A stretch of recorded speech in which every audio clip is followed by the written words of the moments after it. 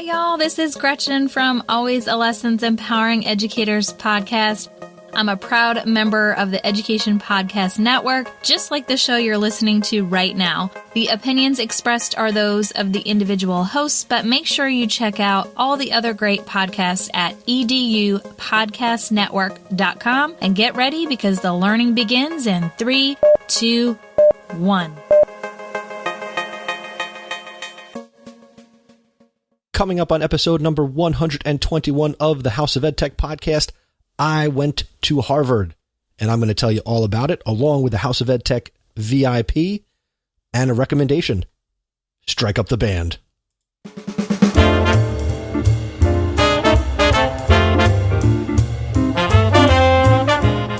Welcome to the House of EdTech podcast. I am your host, Chris Nesi. The House of EdTech explores how technology is changing the way teachers teach and the impact that technology is having in education. I discuss technology that is changing our classrooms and schools, and I share tools and tips that you can hear today and use tomorrow. You're going to hear the stories of teachers, leaders, and creators just like you. The purpose? Whether you use it or not, technology is changing the way you teach and how your students learn.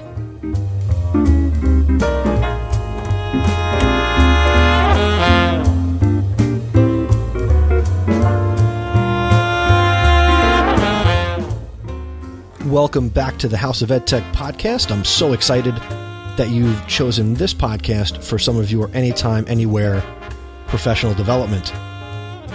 Happy fall. Hope you had a great Halloween. Hope you didn't get sick on any of the candy that you took from your children, because I know you did the same thing that I did, which was take candy from your kids. So it's fall. The weather is not beautiful here in New Jersey. Hopefully the weather is beautiful wherever you are. But thank you for checking in with this episode of the podcast. Let's get right to some very important things. Let's wrap up the most recent contest, which was to give away the Mead Heat Seal Laminator. So, as I said a few episodes ago, I had 2 to give away, and all you had to do was rate and review the podcast on Apple Podcasts or on Stitcher, and if that wasn't your cup of tea, then to just send me an email and let me know what you think of the show and provide any feedback or thoughts on the podcast. And many of you entered, but only 2 are going to walk away, sort of, with a Mead Heat Seal Laminator. So congratulations to, this is your Apple Podcast ID, so congratulations to Kirby Mac, KURBI-MAC. You left a very nice review and a rating on Apple Podcasts, and I really appreciate you taking the time to do that. And you are the winner of a Mead Heat Seal Laminator, along with Miss Stephanie Howell, who provided me with some email feedback. Again, there were many entrants, and you were the 2 names that were randomly pulled. Thank you to Google Sheets for helping me with that part of the contest. So what both of you need to do is email me feedback@chrisnesi.com with your contact information. So like your address and your phone number, and I will get the Mead Heat Seal Laminators in the mail to you as soon as possible. But now it's on you. So just get me that contact information and I'll get that right out to you. And thank you again to Mead for supporting the podcast in this way by providing 2 units that I was able to give away to you, my awesome listeners. Now, if you're one of the many people who entered but obviously did not win one of the laminators, but you're still interested in adding this arsenal to your classroom tools, I will, of course, include a link to Amazon where you can pick up the Mead Heat Seal Laminator. And again, the price is only about $18. And if you purchase it, you'd also be helping out the podcast. I mention my awesome supporters in every episode. And while that is one way you can help, I understand that it's not going to work for everyone to become an awesome supporter. One of the other ways that I'm able to generate the resources is as an Amazon affiliate. Besides telling someone else about the podcast, this is the easiest thing you can do to help support the House of EdTech. All you need to do is go in your browser and bookmark chrisnesi.com/Amazon and use that anytime you want to make an Amazon purchase. You don't pay any more for anything you purchase on Amazon, but Amazon, because I send you to Amazon, sort of, I get a very, very tiny portion of the purchase, sort of like commission, except I have no idea who you are or what you buy. All I know is from time to time, Amazon will send me some of this affiliate income, and that helps to do many of the things that I have to pay for to make the podcast go. So anytime you hear me mention a product or a book or anything that I say, oh, the link will be in the show notes, I say that because those are Amazon affiliate links, and a little bit does go a long way, and it does add up over time, and it helps to make the show go. So I mention this now because we're getting ready to enter the holiday season, so really consider bookmarking chrisnesi.com/Amazon and consider making this your gateway to Amazon. And not only will you get the things that you want, you'll also be helping a podcast that you enjoy. With the holiday season rapidly approaching, that means we're getting near the end of the year. And that means one thing: the 2018 House of EdTech Smackdown. If you're new to the podcast, this is something I do at the end of each calendar year. So we're getting ready to wrap up year 5 of the House of EdTech. And this is your episode where you get to share your favorite tech tip, a tool, an app, a website, or anything that you want to share with the entire House of EdTech community. You all have been great each and every year that we've done this. And we always get a lot of great shares. So many awesome recommendations have come right from you here at the end of the calendar year. And I want you to share something in this year's Smackdown. So just head over to chrisnesi.com/feedback and send me an email, or better yet, remember, this is an audio podcast, record a message via SpeakPipe, and I'll play it on the podcast. Or you can obviously record yourself and send that to me in an email as well. The deadline for this year's Smackdown is Friday, December 14th, 2018, and the Smackdown will be in episode 124, and that's going to get released on December 16th.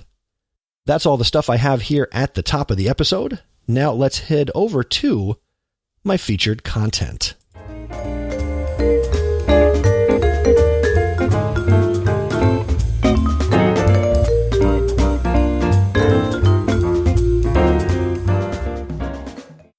So most recently, as I sit here recording this, the last big thing that I did was I attended sound education at Harvard in Massachusetts.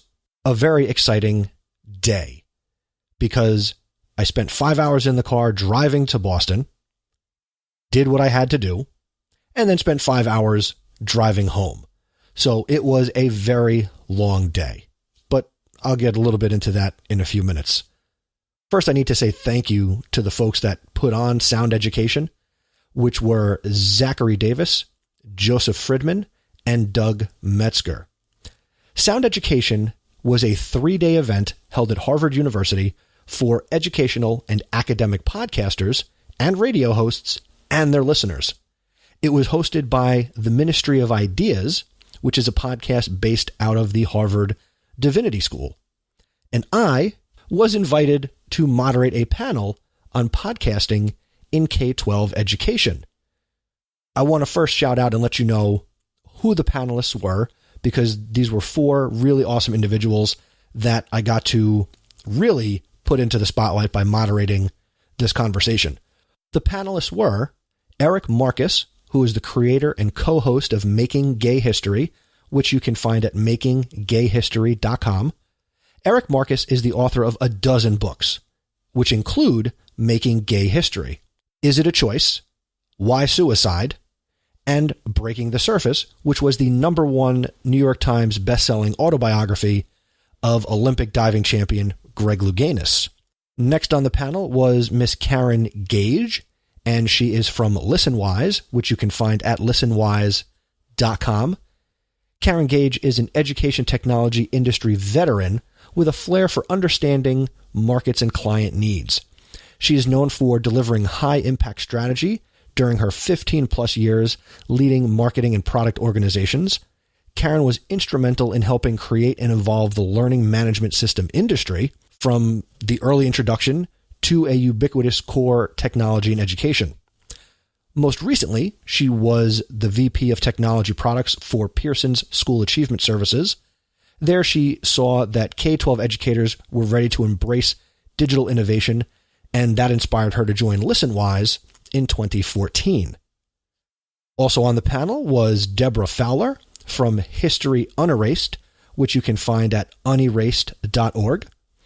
Deb Fowler is a veteran, former classroom teacher. She's a U.S. Army veteran, documentary filmmaker, public speaker, and co-founder and executive director of History Unerased, which is an education nonprofit preparing K-12 educators to teach all students LGBT inclusive history. And finally on the panel was Miss Meredith Halpern-Ranzer. She is from Tinkercast, which is the parent group towards of the Wow in the World podcast, which you've heard Stacey, AJ, and myself talk about on Podcast PD. Side note, if you're not listening to Podcast PD, you definitely want to get on the Podcast PD train. But that's not here nor there. Meredith is an Emmy-nominated children's media executive, and she is the chief executive tinkerer at Tinkercast. This is the company and the creators behind the #1 kids podcast, Wow in the World, and the all-new Highlights Hangout, based on the Highlights magazines that we've all read at the doctor's office with our kids. Previously, Meredith was the VP of Creative and executive producer of the Sprout Channel from 2005 to 2015. Prior to joining Sprout, Meredith learned the answer to the burning question of her childhood when she found out how to get to Sesame Street, where she worked for 8 years as a producer and editor. She is a founding member and on the board of advisors of the Children's Media Association. So these were the 4 awesome people that participated in this hour-and-a-half panel discussion. It was in one of these very old rooms at Harvard in the Divinity School, full floor to ceiling, wood paneling, intricate carvings, a beautiful fireplace. And I mean, I felt as if my intelligence went up just by walking into Harvard Yard, which was really a super cool experience. But what did we talk about on this panel? Now, my initial plan, and I'm going to peel back the curtain here on podcast production and how even I, who you might have some great respect for producing a high quality podcast, I screwed up. So I brought my digital audio recorder with me to Harvard, had the batteries charged, set it up on the table, and hit record before we all started talking, went through the whole thing. The levels were, moving, got done with the session, hit, stop on the recording, brought it home and sat down here today to set up this episode. And now this might not mean anything to you, but when I recorded it, while yes, there were levels and I could see that there was audio being captured, the gain was not turned up past level 1. While I do have a recording of the hour and 15 minutes of actual conversation and questions, if I was to play that for you right now, it would sound horrible. I'm not even going to imitate it because I don't want to upset you. It wasn't good enough quality for me to present it to you.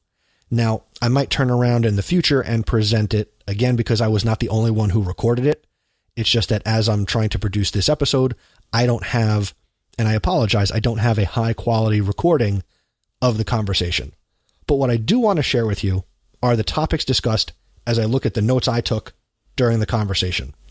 So one of the first things that we talked about that I asked each of the panelists was, and this is based on my love of Simon Sinek, what is your why? Why podcasting, and why are you a content creator? And to sum up, again, I'm not going to make this a super long episode either. Between the 4 people that were on the panel, Eric, Karen, Deborah, and Meredith, it all comes down to storytelling. Now, it's a little different for Karen because ListenWise doesn't produce original content. They work with content creators and podcasters to make podcasts readily available for you in your school or in your classroom, and they create resources that relate to and work with audio content. Obviously, one of the big groups that they work with is NPR. Just to kind of share a little behind the scenes for ListenWise, they're not always putting adding to their website full episodes of NPR programs or old radio broadcasts, but they're having them remastered and cut down into, 7-minute episodes of, fill in the blank, or they're making shorter content, because they're designing stuff not thinking that students are going to be listening in the classroom, say in a 40-minute period, to a 35-minute, podcast.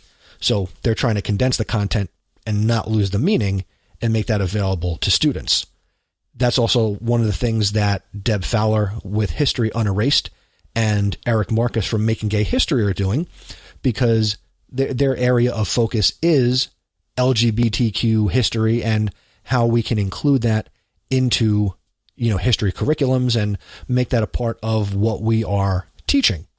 So they are working together to take a lot of the interviews that Eric has done over his career and, condense them down and make these shorter, specifically 7-minute episodes that could be used in a classroom and have graphic organizers and enduring understandings and essential questions that go with the content to make students think about this particular area of history.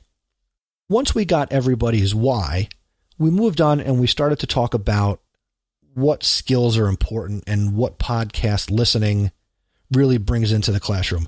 And this really steered the conversation towards how we teach listening skills and comprehension. Now, from my own experience, when working with texts in social studies or what our students experience in the language arts classroom or during that part of their day, it's always focused on reading comprehension and making sense of it. But we live in a world where we're not just limited to reading text on a page or in a book or on a device. Media is so rich and so readily available. We all know, whether it's us or our students, that our kids are inundated with things on the screen, whether they're watching, and how can we really take advantage and get them to be better at comprehending things that they hear. So by exposing them to listening to podcasts and audio, specifically audio-only content, we're instilling in them better listening comprehension skills.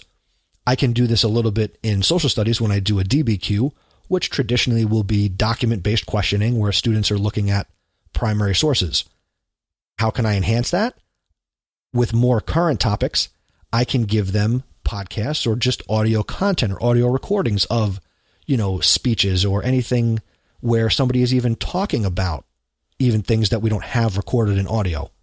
I can give them secondary sources or tertiary sources that are audio-based when the original recordings, don't even exist, let alone, somebody reenacting them. So all the panelists agreed that really the big power of podcasts in the classroom as a teaching tool is a way to improve and increase listening comprehension. And the more opportunities we give them to use their listening ears, as I would tell Miles or Colton, the better that they're going to get at deciphering and understanding what's being said and what they're hearing, and they can make sense of it. The next thing that we talked about was, again, relating to screen time, was how do we get our students' attention from their screens? And when I brought that up, one of the first things that happened was somebody in the audience. I mean, we were a lot of people sitting around some tables set up in like an O formation. And somebody instantly said, Chris, well, what do you do in your actual classroom? Because of the 4 panelists, me being the moderator was the only one in a classroom. So, and there were some other classroom teachers in the room as well. But to speak from my own perspective about how I get students away from their screens, I just give them things to listen to where they're not watching. So sure, it is powered by, the Chromebooks that I have available to me in class, but I'm not always assigning and bringing in video-based content. I will bring in audio recordings. I will refer to NPR recordings that, could be relevant. With regard to getting our students' attention, basically reducing screen time, but having them, again, comprehending audio and listening to podcasts in the classroom, the panelists basically came to the same consensus of you have to give it to them in order to get them to listen. So if you want your students to listen to podcasts, give them podcasts to listen to. Now, what some people might think is an obstacle is, how are we going to support teachers who want to teach with podcasts? And that is and can be challenging.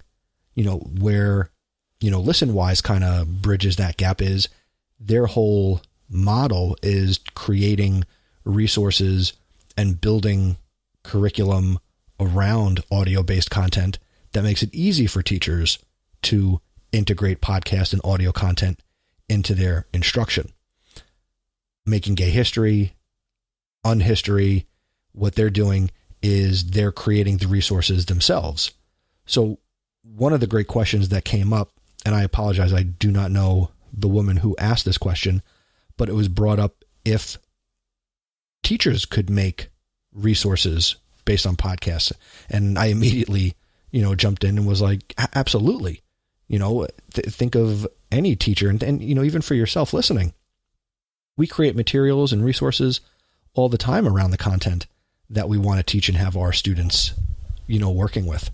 So if we're using podcasts and there's no resources available, we're making them, or we're reaching out to other teachers to see if they have resources available for listening to podcasts. Or, if you get into the idea of creating podcasts, what are we doing to encourage that? So definitely, we need to be figuring out how to support teachers to teach with this.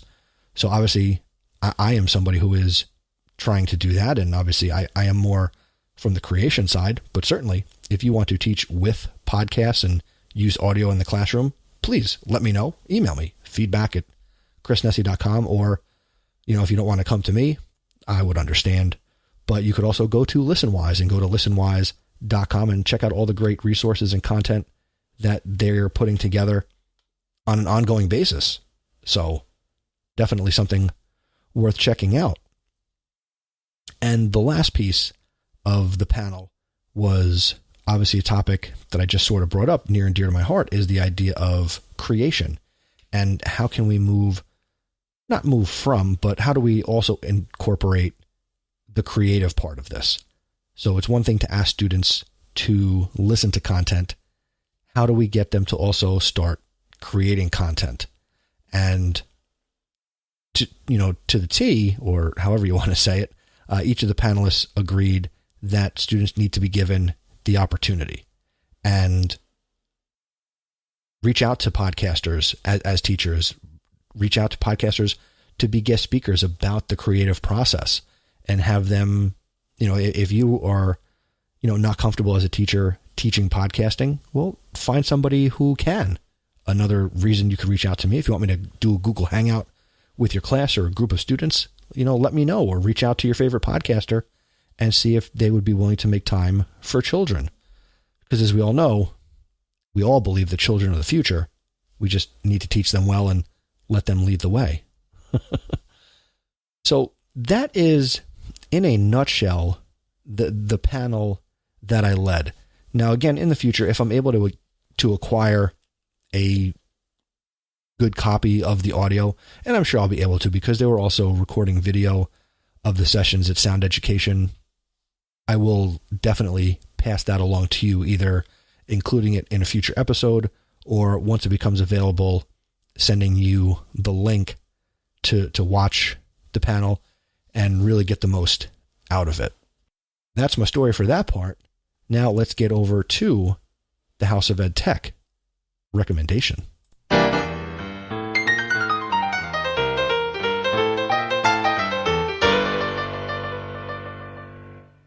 For this episode's House of Ed Tech recommendation, I have a simple, really cool new tip related to Google Docs, and this applies to docs, sheets. There's a new way to create new documents because there's a new top-level domain name called .new. So it's like .com, .net, .org. It's .new, N-E-W. If in your browser you type in docs.new or sheets.new or slides.new, it'll open up a new Google Doc or a Google Sheet or a blank Google slideshow. That's my recommendation. It's just a little tip here. Thank you to all the different places that I've seen this on Twitter or Google Teacher Tribe. Richard Byrne also did a article and a video on how to do this. So try it in your browser, pass it on to your students. A super simple way to start new Google documents using the .new domain name.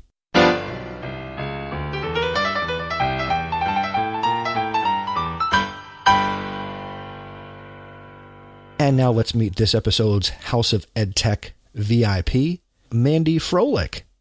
Mandy is a Director of Innovation and Technology from Wisconsin. She is Google for Education certified at the trainer level, and she's also an ambassador for the Canvas learning management system. Mandy's passion is speaking to educators both inside and outside of her district on technology integration, good teaching and learning, climate and culture, and being engaged in the teaching profession. She's the author of the very popular education book, The Fire Within, Lessons of Defeat That Have Ignited a Passion for Learning. There'll be a link in the show notes. And she's also the author of the upcoming book from EduMatch Publishing called Divergent EDU, Challenging Assumptions and Limitations to Create a Culture of Innovation. Now, let me just say that with this new book coming out, Stacy, AJ, and myself are working to have Mandy come on to a future episode of Podcast PD to talk about Divergent EDU and everything she's doing in her world. Again, both of her books are from EduMatch Publishing, which again, there'll be a link to in the show notes if you want to pick up The Fire Within or early pre-order Divergent EDU at the time that I'm recording this.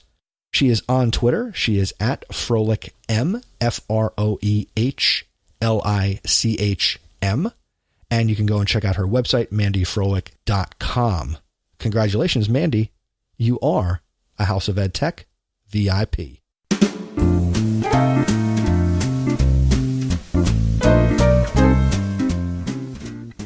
Thank you for checking out this abbreviated episode of the podcast. Again, I mean, you're going to sit there on your treadmill or in your car or in your classroom saying, you don't have to apologize, Chris. But I do apologize, and I will work on getting the polished content to you as soon as possible. So for now, my recap and my bit of notes will have to do. Special thanks to my new Harvard friends and the panelists I work with, Marcus, Karen, Deborah, and Meredith. Definitely check out the show notes at chrisnesi.com/121 to get access to all of their content and all of the amazing things that they are creating. You can also send a message to keep the conversation going by going to chrisnesi.com/feedback.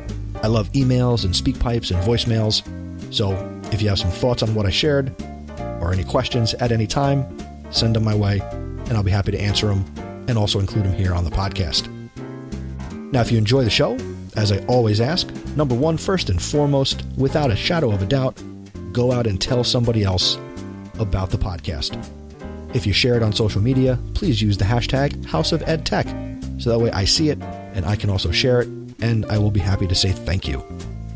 The other thing that you can do, consider becoming an awesome supporter of the podcast. Many thanks to all of my awesome supporters, which include Anthony Arnaud from the New Teacher Podcast at newteacher.org, Eric Kurtz from ControlAltAchieve.com, Dan Gallagher from GallagherTech.edublogs.org, Peggy George from Classroom 2.0 Live, Jen Giffen from the Shooks and GIF podcast, which you can find at bit.ly/shooksandgif, Mark Grindell, Jeff Herb from InstructionalTechTalk.com, Mike Messner, JP Prezavento from the Bits and Bytes of Education podcast over on jpprez.com. Also, thank you to Scott Titmus and Brent Warner from the edtech.tv podcast. Thank you to all of my awesome supporters for all of your awesome support. If you're listening right now and you want to become an awesome supporter, just go to chrisnesi.com/awesome and you can get on board as soon as you want. The next episode of the podcast, episode 122, is going to come out on November 18th, 2018. I've got some things in the works and I'm looking forward to putting together a really awesome episode of the podcast. Until next time, thank you for learning with me. And remember, using technology isn't difficult. Just give it a try.